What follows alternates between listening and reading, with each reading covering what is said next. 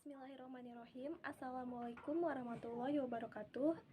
Di sini kami dari kelompok 3 akan menampilkan video pembelajaran dengan materi prinsip dan asas-asas pembelajaran.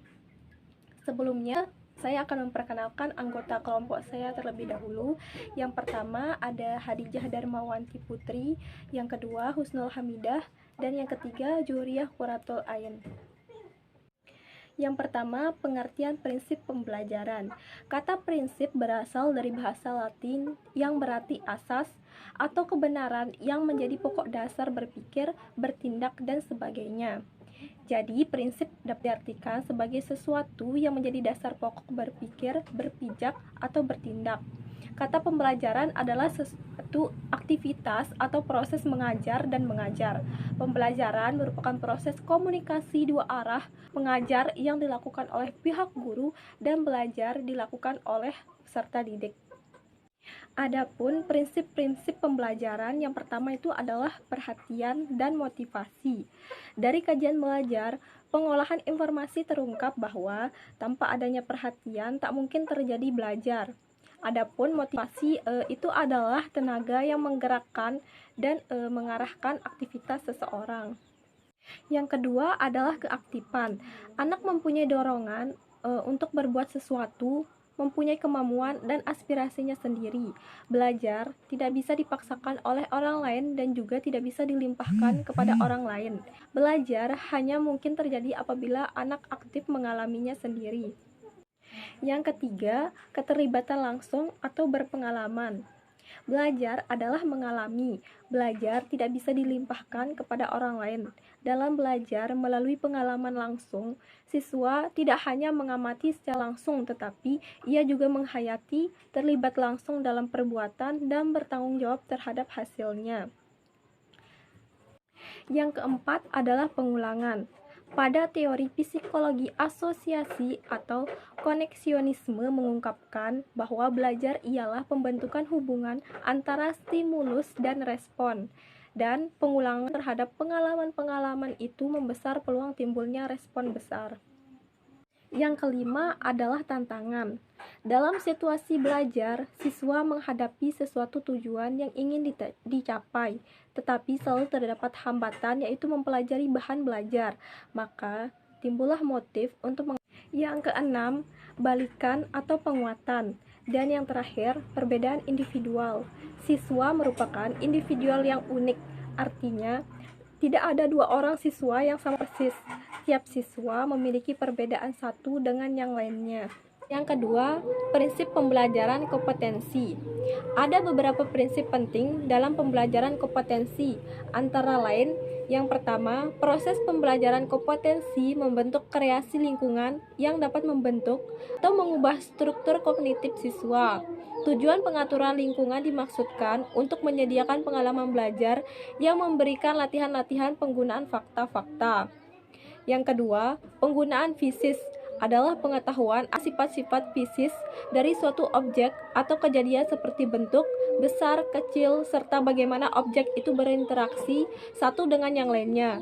Pengetahuan fisis diperoleh melalui pengalaman indera secara langsung. 3. Pembelajaran dalam konteks kompetensi harus melibatkan peran lingkungan sosial. Anak akan lebih baik mempelajari pengetahuan logika dan sosial dari temannya sendiri. Melalui pergaulan dan hubungan sosial, anak akan belajar lebih baik dibandingkan dengan belajar yang menjauhkannya dari hubungan sosial. 4. Pembelajaran melalui KBK diarahkan agar siswa mampu mengatasi setiap tantangan dan rintangan dalam kehidupan yang cepat berubah melalui sejumlah kompetensi akademik, kompetensi akupasional, kompetensi kultural, dan kompetensi temporal. Assalamualaikum warahmatullahi wabarakatuh. Saya Hadijah Darmawanti Putri akan melanjutkan pembahasan dari rekan saya Husnul Hamidah. Yang ketiga, pengertian asas pembelajaran.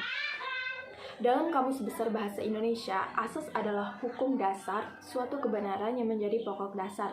Sedangkan prinsip adalah asas atau dasar yang dijadikan pokok berpikir, bertindak, dan sebagainya.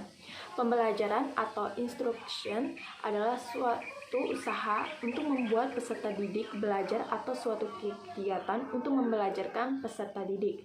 Dengan kata lain, pembelajaran merupakan upaya menciptakan kondisi agar terjadi kegiatan belajar. Jadi, asas-asas pembelajaran adalah prinsip-prinsip umum yang harus dikuasai oleh guru dalam melakukan kegiatan belajar, mengajar, atau dengan kata lain, asas-asas pembelajaran adalah suatu yang dijadikan dasar berpikir dan bertindak untuk menciptakan proses belajar. Yang keempat, macam-macam asas pembelajaran. Yang pertama, asas motivasi. Dalam proses pembelajaran, motivasi merupakan usaha-usaha yang dapat menyebabkan seseorang murid bergerak untuk melakukan sesuatu keinginan, mencapai tujuan yang dikehendakinya, atau mendapat kepuasan dengan perbuatannya. Yang kedua adalah asas aktivitas. Prinsip dasar pembelajaran di mana guru memberikan kesempatan seluas-luasnya kepada siswa untuk belajar.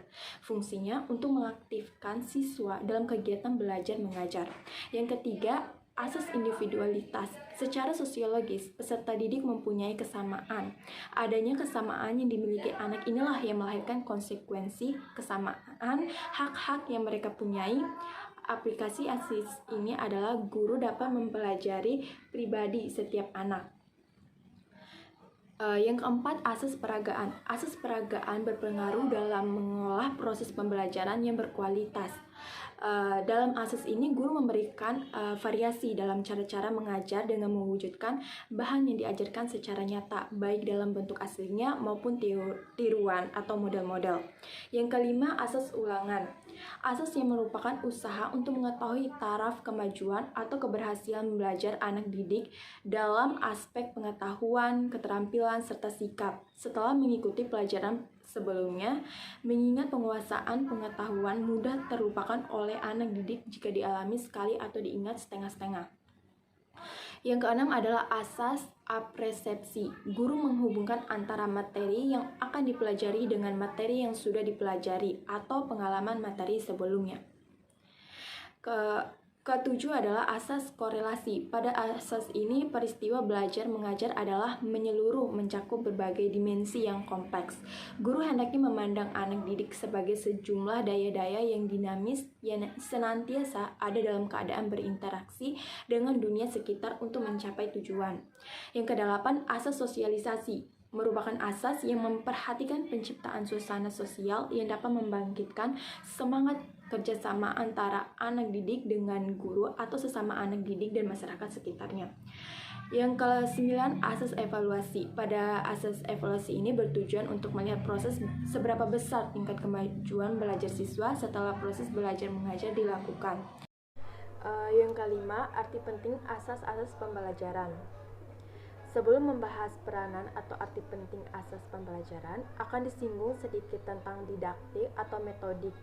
Didaktik adalah sebagian dari pedagogik atau ilmu mengajar. Didaktik dapat dibagi menjadi dua, yaitu yang pertama, didaktik umum atau prinsip-prinsip umum yang berkenaan dengan penyajian bahan pembelajaran. Yang kedua yaitu didaktik khusus atau membicarakan tentang cara mengajarkan tentang suatu mata pelajaran tertentu. Kesimpulannya, prinsip merupakan sebuah kebenaran atau kepercayaan yang diterima sebagai dasar dalam berpikir atau bertindak.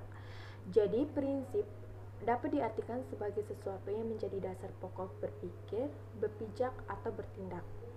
Dari pembahasan di atas dapat disimpulkan bahwa asas-asas dalam proses pembelajaran sangat berperan untuk menentukan tujuan, sasaran, dan hasil yang akan dicapai oleh guru dan peserta didik. Sekian dari presentasi dari kelompok kami. Lebih dan kurangnya kami mohon maaf. Wassalamualaikum warahmatullahi wabarakatuh.